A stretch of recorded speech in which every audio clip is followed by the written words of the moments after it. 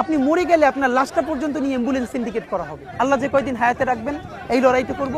যেদিন নিয়ে যাবেন আমি স্বপ্ন দেখে যেতে চাই, আমি আমাদের এমন টিম, আমি আমার সন্তানকে রেখে যেতে চাই, আমার মৃত্যুর পরে যেন এই লড়াই বন্ধ না হয়, এই লড়াই যেন বাংলাদেশে কিয়ামত পর্যন্ত জারি। রাঘব বোয়ালরা তাদের ছানাপোনা পাঠিয়ে চাঁদাবাজি করাবেন ঢাকা হাটের মধ্যে, আমি সংসদে দাঁড়াইয়া বিসমিল্লাহ বইলা প্রত্যেকের নাম প্রকাশ করে দিই, এরপরে যা আছে কপালে আমার হবে। আমি আপনাকে শুধু এটুকুন বলি, যদি আল্লাহ আমাকে এমপি বানায়, বাকি 299 জন এমপি তার ভোটারদের কাছে ইনশাল্লাহ পরবর্তী নির্বাচনে চাপের মুখে পড়বেন ভালো অর্থে, এবং তারা শুনতে বাধ্য হবেন যে এই ছেলেটা এইটা পারলে আপনারা কেন পারলেন না।